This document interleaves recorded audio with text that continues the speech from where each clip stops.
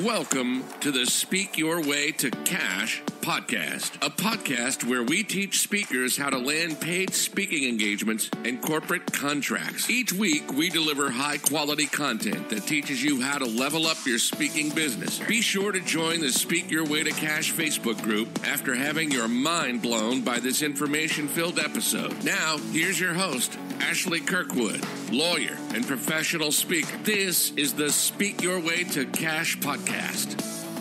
Hello. It's Ashley Kirkwood with the Speak Your Way to Cash podcast. I'm super excited to be here with you guys today. And today we're going to talk about resilience in the speaking market. Resilience in the speaking market. And let me tell you guys a little bit about why we're talking about this today and what you can expect to learn on this episode. So we're talking about this today because I meet speakers all the time that have let me know they've been in the industry, they've been pitching, but they're not getting consistent leads or consistent results with their pitch process. And a lot of them give up. And so when they hear about me having a consistent pipeline of leads, they're like, oh my God, how is that happening? Where are you getting these people from? I don't know where to pitch for paid engagements. I'm confused. And what I learned is that some folks give up well before they should. Mindset that you need to really understand, to really develop resilience in the speaking market so that you can reach the success that you want. And that's going to be really important. And then we're going to go through some of the numbers so that you understand how many leads you actually need to be pitching in order to convert realistically if those leads are cold. That is going to be very informative information for those of you who are not aware of the numbers in the sales industry. Please keep listening. And then we're going to talk about something that I don't hear a lot of speaking coaches discuss, which is over-capitalizing on the yes. Over-capitalizing on the yes. And that section is going to be critical because we'll talk through some of the strategies you can use to make one yes turn into 5 so that you don't need that many yeses to reach your revenue goals. All right. So we're just going to dive right in. I'm so excited that you all are here today. And if you're listening, this is a solo episode. I do have some dope interviews coming up. I have about 3 scheduled in the next couple of weeks. So you all will be hearing some more interviews from fabulous speakers soon. And also when this episode launches, it'll be on a Monday in early February, and I will be doing a challenge the first week in March. The challenge will have 5 live trainings, and each of those live trainings will take place with also giving you all some action items. So the challenge is the From Pitch to Paid challenge. You can go to ashleynicolekirkwood.com/from pitch to paid. Again, it's ashleynicolekirkwood.com/from pitch to paid to sign up for that challenge. It's only $39 for 5 live trainings with me, less than $10 per training. Look, $40 is not going to stop no show. So go to the website, sign up. Let's do the live training. You'll get into a private Facebook group where the trainings will take place, and you'll get some information that'll be truly invaluable to your pitching journey. All right, so we've got that out the way.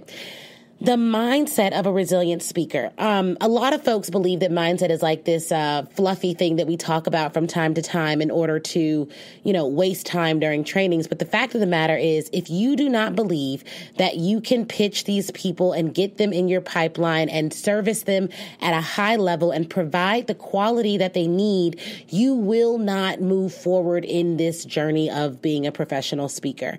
And so those who get no's while pitching for speaking engagements do not see it as a personal attack. They don't see it as they don't have what it takes to be successful, but they see it as an opportunity for them to learn and also an opportunity for them to get a yes. More importantly, I get so many no's on a daily basis. The yeses that I receive are a small fraction of the no's that I receive, the no's or the unresponsives, like the non-responsive folks. And that is with me knowing how to brand, knowing how to pitch, understanding the market.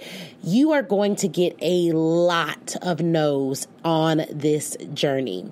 Now, there are some ways to minimize that, but if you are pitching cold leads, if you are pitching the collegiate market, for instance, where there is a ton of speakers, it's extremely saturated, you're going to get a lot of no's. However, the way that you interpret those no's is going to determine whether or not you will be successful in the long run, all right? So when you get a no from someone and they actually take the time to respond and say no, then there's a couple of different things you can do with that.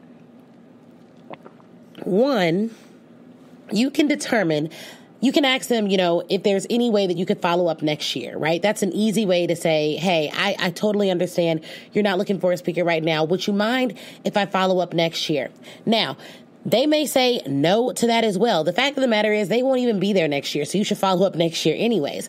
But there's another way to convert that no into a potential opportunity, and that would be by adding value to their individual lives. The reason why cold pitching is so difficult and so hard and the numbers are so low is because people can almost tell when they're being pitched cold. They know when you're just sending this out to everyone, when it doesn't feel personalized at all. And there's a reason for that, because we have to work smart, not hard. So yeah, you may send out an email to almost everyone and it may be only minimally personalized. However, once someone responds, you're talking to a real human on the other side of that.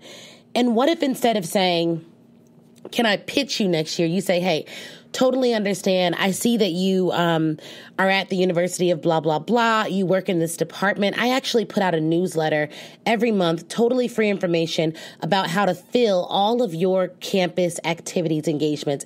It's a marketing letter for those in your position. And it's great information. We've gotten a huge response.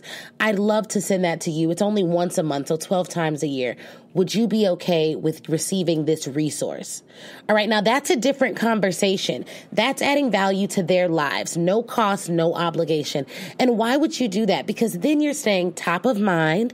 You're providing something that they care about. And let me tell you, I speak at advisor conferences all the time. Last year, I did so many of them. This year, for those of you who don't know, I'm having a baby. So I've totally shifted my model to almost exclusively focus on corporate engagements and over-serving the college clients that I've already acquired.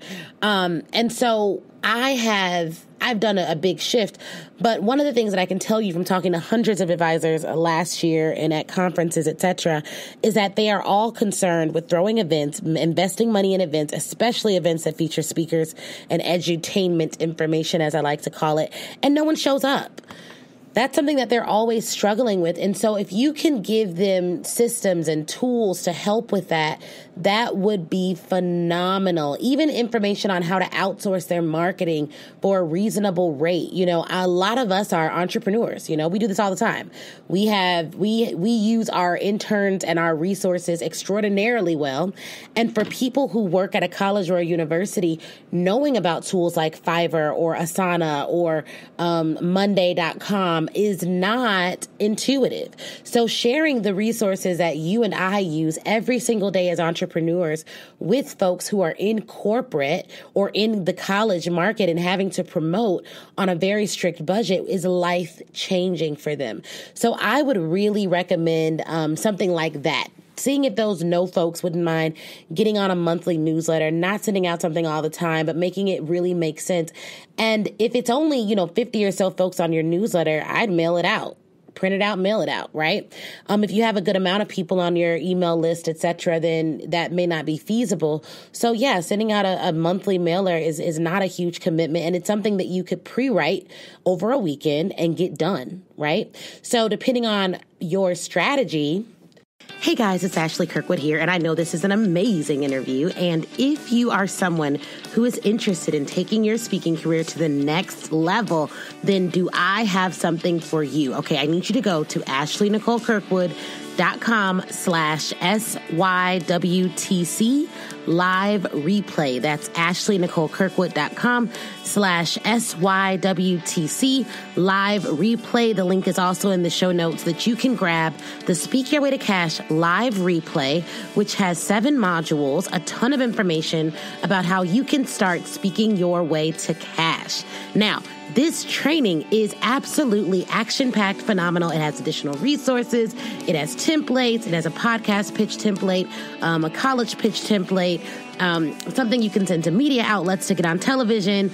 It has everything you need to develop a sales strategy, a press strategy, and a plan to skyrocket your speaking career. And it is crazy affordable, okay?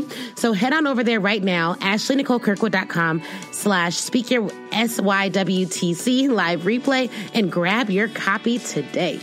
All right, let's get back to this interview. What that newsletter should say and how exactly you should roll it out. But doing something like that may actually convert a no into a yes down the line because you add such amazing value. And within that, you want to say, hey, you want to make sure you're letting them know I'm speaking at the University of Texas this month. I'm speaking at the University of Arizona this month. I'm speaking at the University of insert school here this month. So you want to ensure that you can also get some additional engagement. Okay, so think through that. Think through how you're going to capitalize on even a no. But let's say someone says no. Let's say they say they don't want to work with you. They don't want to be on your newsletter, etc. What do you do then? You move on. And I had someone ask me, how do you convince someone to say yes to you after they've said no? Most of the time, I don't. And that is because I have a solid pipeline of active leads that are ready and willing to have conversations with me that will either convert now or in the future to business. And so your pipeline has to be strong. And if you're struggling with filling that up with the right types of people who have a budget, then work with a speaking coach such as myself, and we can talk through how you can get that pipeline up. It's really easy now with the internet to find qualified leads, and you just need to know where to look and how to look. And if you have not already taken my class and all of this sounds interesting to you, then head over to AshleyNicoleKirkwood.com/SYWTC live replay and get the live replay. It has 7 modules, I believe, and a lot of them are on qualifying leads, finding leads, what to do, how to do it. And if you're still struggling and you want to meet in person, then hopefully you're coming to the Speak Your Way to Cash retreat in October. And you can go to AshleyNicoleKirkwood.com/2020 retreat to find more information out on that.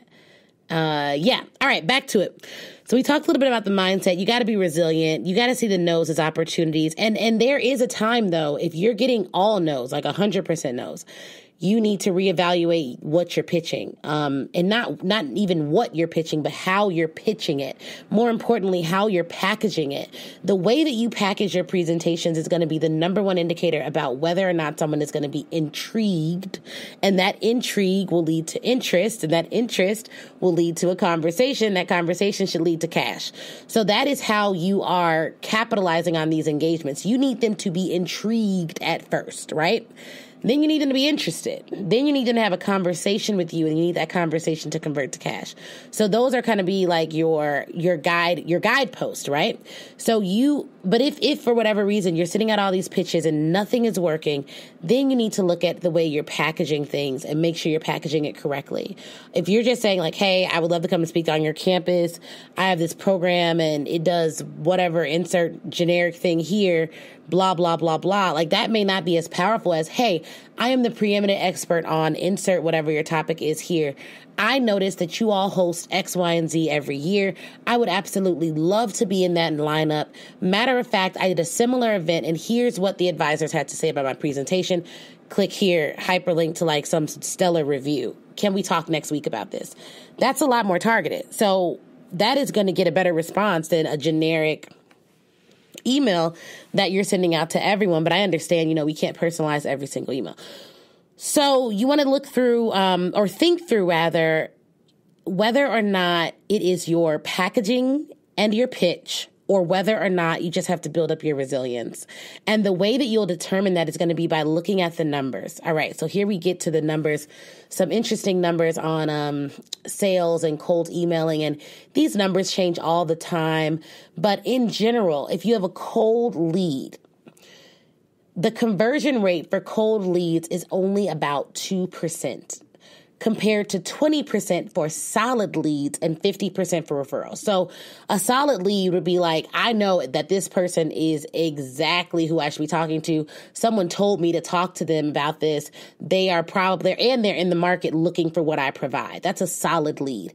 Now, a referral is going to be when your client refers you to another client and says, she's great, she spoke to our event last year, we would love, or you would love for her to speak at your event because I know she's awesome, she knocked it out the park at our event. You can ask for referrals. You can ask for referrals. If you've done any speaking in the past, you can ask for them to connect you via email with another event organizer. And what some organizers will do if they don't have your full rate, or if they want you to do a virtual presentation and they know that they don't have a fee to pay you, is they'll say, I know 5 other organizations that I would like to refer you to. Now, when someone says that, it is your job to get the referral. They probably won't follow up. Like, you have to really be dogmatic about following up. But when we're talking about cold, like, they get your email in their inbox, they don't know you from Adam. And that's a phrase I use. You all may not know what that means, but they don't know you, right? So what does that look like? If you're only pitching 30 people a week, right? 30 people a week, and you want to convert 2% of those people, it's just not going to happen. Right? It may not happen. It may not happen if they're cold. If you don't know anything about them, you haven't fully vetted them, it may not happen. Like 2% of 30 people is less than a whole person, right? So like, that's not going to work. Now, if they're a solid lead, if you can't pitch, and this is what I'm getting at. This is what I'm getting at here. If you cannot pitch a large amount of people every single week, you have to pitch people that are well vetted. Because if you have 30 solid leads that are well vetted, then about 6 of those folks should convert. But what if you got 30 referrals a week or 10 referrals a week? 5 of those people should convert if you're looking at industry average numbers. Now, these numbers assume that everything else is in place, that you have a dope website in place, you have a great demo video in place. Check out the podcast episode that talks about the 20 things you should do to book more engagements in 2020. You'd want to have all of those factors in place, and then you should be looking at these conversion numbers. These are around average. Now, if you're a rock star salesperson, you're super good at sales, you know exactly what to do, those numbers may be higher. But you need to figure your pitch plan, your pitch strategy, and I talk about a pitch strategy and a pitch plan quite a bit. The ones that I develop for my clients in my VIP days, we walk through and develop a solid pitch plan for them based on the time that they have to commit to the process. Okay? And we base it on the time that they have to commit to the process. Why? Because if you cannot send out 5,000, leads a week, or you can't send out 300 emails a week to people, then we don't need to be developing a cold pitch strategy that may or may not work for you. Kind of like that spray and pray strategy that people talk about. I like doing cold outreach, but I have the time to do it and the team to back it up. If you don't have that, then you need a more nuanced strategy. You have to work through referrals. You have to overcapitalize on the yeses. Now, here's the thing. If you're pitching for 3 months consistently, whatever your number is, 30 a week, 300 a week, 100 a week, 10 a week, whatever that number is, if you're pitching consistently for 3 months straight and you have not gotten a single yes, then you need to look at your, then you're not pitching right. You're not pitching correctly. And when I say yes, it doesn't have to be that money's in the bank, you've done the engagement. It could be that you're in the contracting phase, right? There's typically a lot of different phases. So you have the interest call, the contracting phase, you're going back and forth trying to get a contract signed, and then the commitment phase. That's when they are booked, ready to go, right? Interest call, contract phase, commitment phase. When you're in the contracting phase, you need that contract signed. I consider a client on the hook and booked when that contract is signed, not when the invoice is paid. Now, I consider them booked when the contract is signed because my college clients don't pay me until after I've done the engagement. My corporate clients are either on a net 15 or net 90 pay schedule, which means 90 days after I submit my invoice, they will send me the check. It's a long time, and it's just how it works. Some companies are better than that than others. I always try to negotiate out that net 90-day schedule out of my contract, but it just depends. Some companies are more flexible than others. I have one client that has, given me my check really quickly, but they don't like contracting under that net 15 schedule. They like doing, net 90 days. And at the end of the day, that is why you really have to manage your pipeline, manage your cash flow if you're going to be in this business, because sometimes you have to travel to these schools on your own dime before they reimburse you for travel. So you just want to think through, like, the whole payment thing, the payment schedule is something that we'll go through in depth at the retreat and even negotiating your rates. But you want to think through all of that. But the reason why I say it's booked when the contract is signed, because at that point, I have a document that I can use to enforce a figure. If they, for whatever reason, do not pay me, I can take that document into court and I can force a payout because I reserved that date.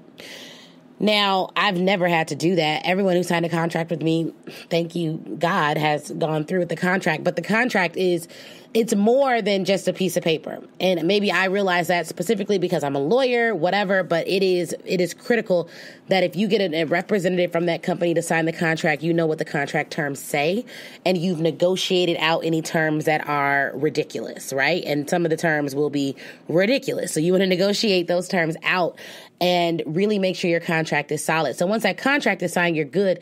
Then you go into the stage where you need to prep for the engagement, do a pre-event call, post-event call, get all your travel scheduled, etc. And hopefully you either have someone to help you with this or you're able to knock it out the park on your own. So think through that. But those are the numbers in the industry. Those are like some average sales numbers, and they vary every year. I think some people say like 3% for email, maybe a little bit more. And then your price point will also determine how long your close cycle is. So if I'm selling a one-off workshop, that's easier than what I'm doing now, which is selling long-term contracts to corporate clients, because I want to sell them on the speaking and training and also the consulting packages that we offer through Mobile General Counsel, my firm for sexual harassment, diversity training, and employee engagement training. So we want to make sure that we have a long-term relationship with clients, not just a one-off engagement type thing that we've done in the past. The other thing that I wanted to talk to you guys about a little bit is over-capitalizing on the yes. Now, how do you over-capitalize on the yes? And this means that once someone agrees to work with you, you do the engagement, you kill it at the engagement.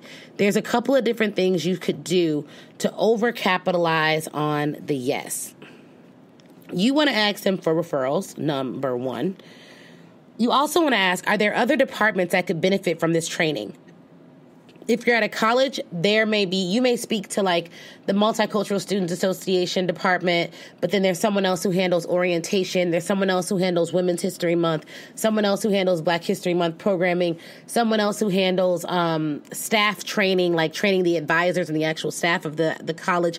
You want to over capitalize on the yes. So you want to know, who do you talk to for all those different departments, and will they be willing to do an email introduction to you for the introduction, or are they okay with you using their name and their good experience to introduce yourself? And what would that look like? That would look like me saying, hey, Sally, I know that you plan orientation. I've been working with Lamar over in student activities. He's amazing. He said that I would be a great fit to speak for your orientation activities. Do you think we could hop on a call next week?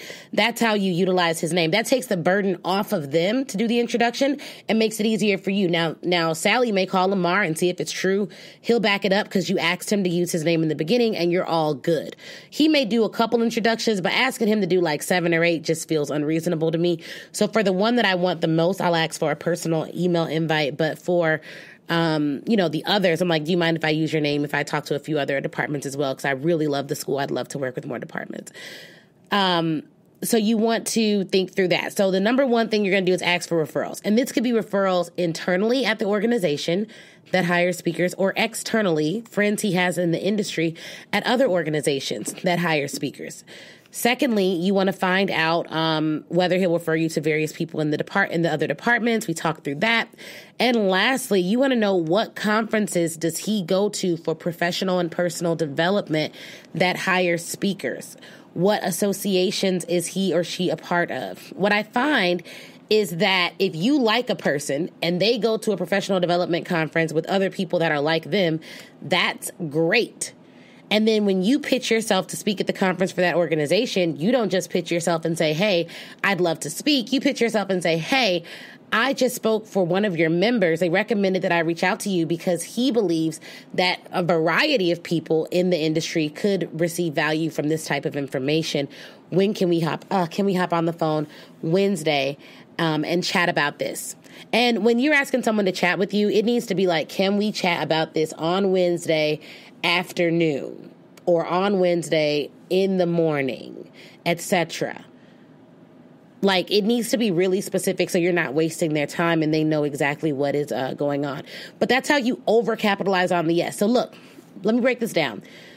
One person said yes to you. You went there and spoke. And after that engagement, let's say they give you one referral. You find out there are like 5 other departments within that college or within that company that hire speakers. And then you find out that they're a part of 4 large organizations. From that one engagement, you have now gotten a list of 10, right? And this is being conservative because I think you can get a whole lot more, of 10 solid leads. And we talked about solid leads. And if those solid leads convert at 20%, then from that one engagement, you should get at least 2 to 3 other engagements, right? So then that one engagement has turned into 4 engagements. And if your rate structure is set up correctly and you're charging anywhere from $4,500 to $5,500 plus per engagement, then there you go. If it's $5,500 and that one engagement is now 4 engagements, then that one engagement is now converted to around $20,000 for your business, if not a little bit more, just for the speaking side of your business. But hopefully you've been working with a dope coach such as myself, and you've developed packages that go well beyond speaking. And so you also have consulting packages and books and things that you can add on, and it doubles that figure for you. And or each of those organizations agrees to have you back every single quarter because you're working with them on developing a program versus just a one-off speaking engagement as well. And that is how one engagement could convert to the like $80,000 that you need for the year. So if you're doing programs for each of those 4 engagements that you received, right? You have a 5-part or a 6-part program. You have 4 engagements. The program packages with the books, the consulting, and the training are all over $20,000. Then boom, there you go. This is realistic. I don't want you to think this is something that's like unrealistic, totally out the sky, like this could never happen. I have done this for a lot of my college clients, and it has been revenue changing, right? So we have long-term relationships set up. We have great referral systems set up. You just have to work it every single time. You have to do it every single time. And it makes it worth it then for you to keep cold pitching because you don't need a whole lot of yeses. So you're not worried about like that one person that said no or the one person that was like, I don't want to work with you. You know, you are really focused in on over capitalizing on the yes, serving and over serving the folks who have said yes and who like you. And you want to work with people who like you and who you can really help, whose students you can really change, whose employees you can really develop. That is going to be something that is critical to your success. So hopefully this episode on resilience in the speaking market has been helpful. You've learned a little bit more about the mindset you need, the numbers of cold pitching and cold calling, and how to do more warm pitching because it has a higher conversion rate. And you've also heard a little bit about what you need to do to overcapitalize on the yeses that you do receive. Now, listen, if you're someone out there, you're listening, you're like, Ashley, I love your podcast. Oh my God, leave us a review. Also, I want you to join me in the From Pitch to Paid challenge, guys. It's 5 days, under $50. It's $39, actually, under $40. And it's a great experience. I don't do a lot of things for under $40. I think this is the only thing I've ever done for under like $200-$300 actually that involves training. So you should hop on this. I'm getting ready for my maternity leave, but I did not want to leave my community without great content to use while I'm away. That stated, you don't have long, right? Go to AshleyNicoleKirkwood.com/FromPitchToPaid, AshleyNicoleKirkwood.com/FromPitchToPaid. That's FromPitchToPaid. From Pitch to Paid. You can see some great reviews about what people say about this. And also you can just sign up. It'll take you less than a minute. Boom, done and done. And once you're in, you're in. And it starts on March 2nd, okay? It starts on March 2nd. So you want to make sure that you are in the number. You only have a few weeks to sign up and register. And then you want to get this done. And you also want to make sure that you are in the number of people who's having a great Q3 because they're pitching their way to paychecks. All right? Okay, guys, thanks so much for joining me, and I will talk to you next time. All right, wasn't that interview amazing? If you're anything like me, you have pages full of notes. But here's the thing. Before you head out, I want you to go to Facebook.com and join the Speak Your Way to Cash Facebook group. That is where I am. That's where a ton of other speakers are, a ton of other people who listen to the show. We all congregate there and chat. And it's 100% free. Now, if you're ready to take your speaking career to the next level, I have 2 ways for you to do that. One, you can go to ashleynicolekirkwood.com/SYWTC live replay and pick up the live replay. That training is 7 modules, chock full of information. It's crazy. Go over there, read all about it. Or if you want a more personal experience, you already know that you want to be a speaker. You're ready to fully commit and you want someone to walk you through it and save you tons of time Googling and doing it on your own, then book a VIP day with me. You can go to ashleynicolekirkwood.com, scroll down until you see the VIP day section and get more information on that there. All right. Thank you guys again for watching. Please do not forget to leave us a review. That is how we keep this train rolling and get some of the best speakers in the world to get on this show. So please leave a review. Shoot me a message on Facebook or Instagram, and Facebook in the Speak Your Way to Cash group, Instagram at the Ashley Nicole Show. And I'd be more than happy to chat with you and say hi. All right, y'all have an awesome day.